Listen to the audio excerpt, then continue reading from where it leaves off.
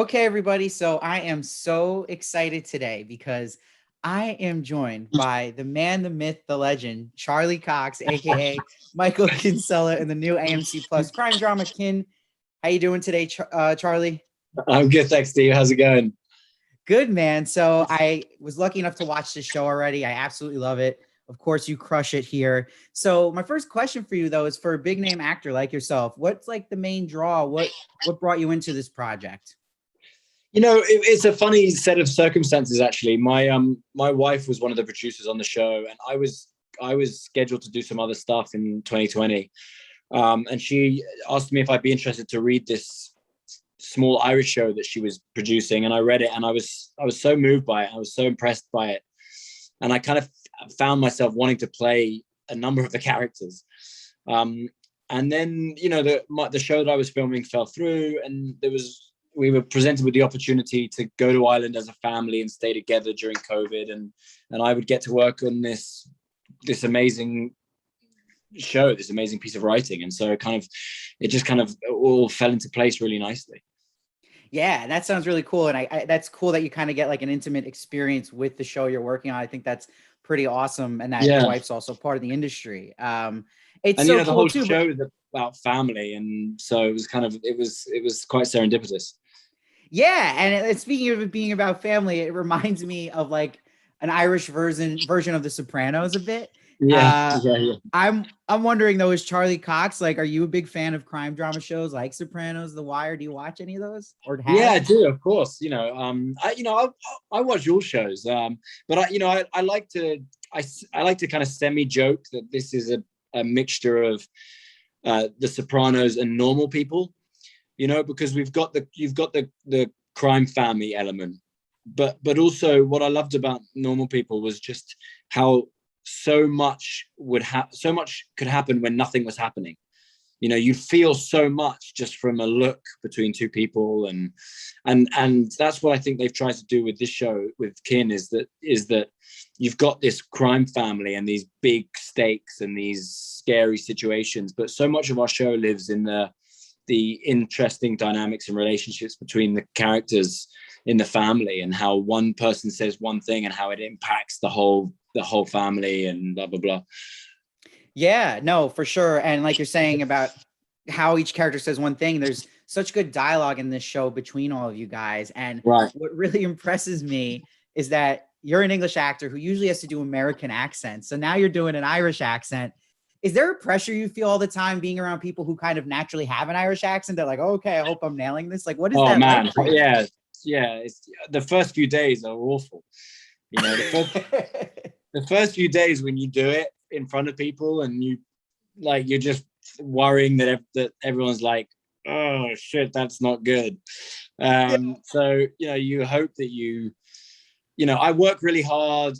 I try and do it as much as possible, and then the rest is like you hope that you hope for the best, basically. Yeah, So and it shows you work really hard, and I feel like you're always taking on challenging roles. So your most recently challenging role, I would say, people mostly know you for, is obviously Daredevil, Matt Murdock, and him being blind. Did that experience of playing a blind character kind of change your approach to playing non-blind characters? Like, does it seem easier now? Like, is there some kind of thing you learned from that? I was really excited to be able to act again on screen and use my eyes, Yeah. to convey emotion, etc. And it was really fun to do that.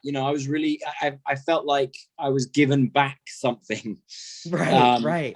like a tool. But I also noticed that in many ways, not being able to use your eyes as an actor also freed me up in ways I hadn't realized at the time. Because as Matt Murdock, not using his eyes meant that he could get away with things Right. more, because other characters can't look into my eyes and tell if I'm lying or not. Yeah. No, that's so interesting. Yeah. I feel like you could have a conversation about that for days. It's fascinating Yeah. stuff, but it's amazing that you can do both and you're so versatile with that. And I'm wondering too, with your character of Michael in the show, do you feel more of a sense of freedom and leeway with character choices you make because usually crime drama shows, they're based off like real people, but this is a fictional story. So did you kind of get this character from scratch? How did that even like come about? Well, it's on paper. I read the episodes, and they were so well constructed. They were so compelling and interesting, and the character was there. So, my job is at first is just to kind of try and get in Peter, the creator's headspace, and make sure that I'm understanding who Michael is to him. And then once I feel like I'm close to that, I have more conversations about it and try and make it my own a little bit. And, we would talk about, when a new script would come in, if there was something I didn't quite understand or I felt differently about, we would talk about it.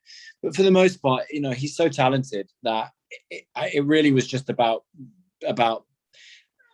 being, bringing what he wrote to life as best as possible. So with that process, though, and you saying how you're speaking with the writers and directors, what do you have a specific technique as an actor? Are you a method actor? Or you kind of just switch it up each time? Are you loosey-goosey with it? Yeah, I think so. I mean, I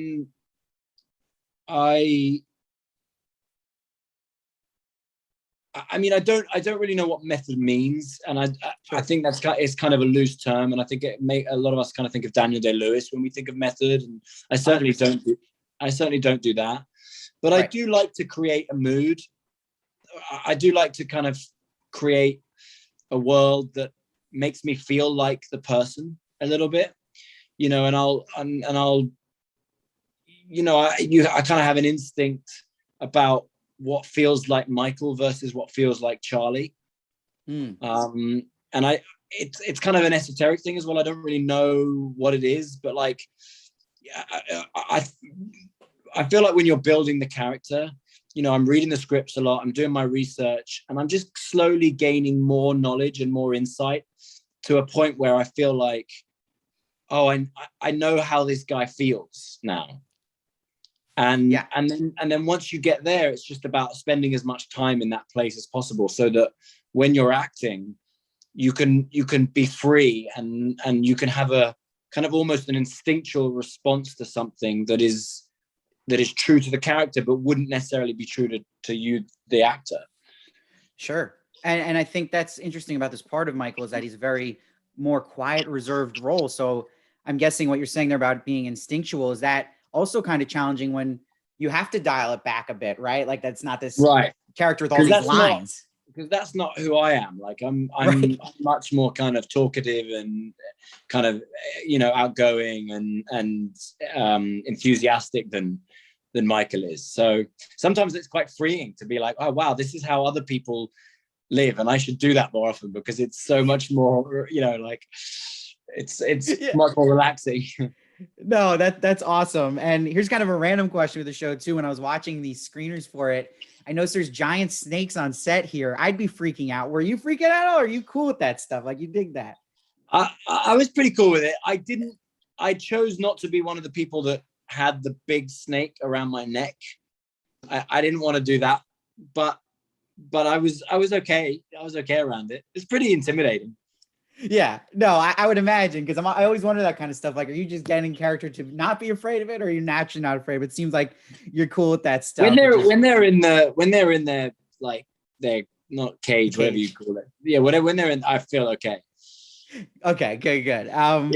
And it would be a sin for me not to bring this up and ask, but I just want your thoughts. Like, do you get a kick out of seeing your name trending on Twitter all week and like people breaking down theories about you being in the next Spider-Man movie? Do you get a throw out there, or you kind of just not pay attention to it?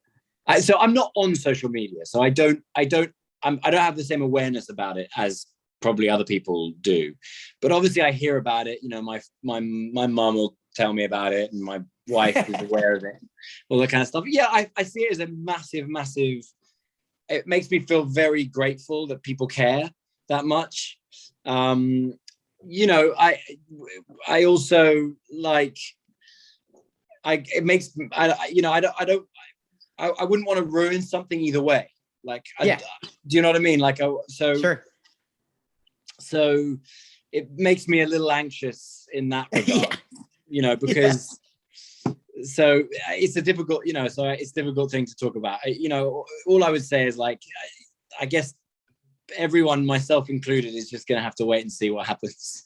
Yeah, and it's just cool because it shows how beloved you are as Daredevil. So it's Thanks. just awesome that you have that like power and people want to see you again. But everyone, if you want to see Charlie Cox again, you got to watch Canon premieres next Thursday, September 9th on AMC Plus. I have watched all of it.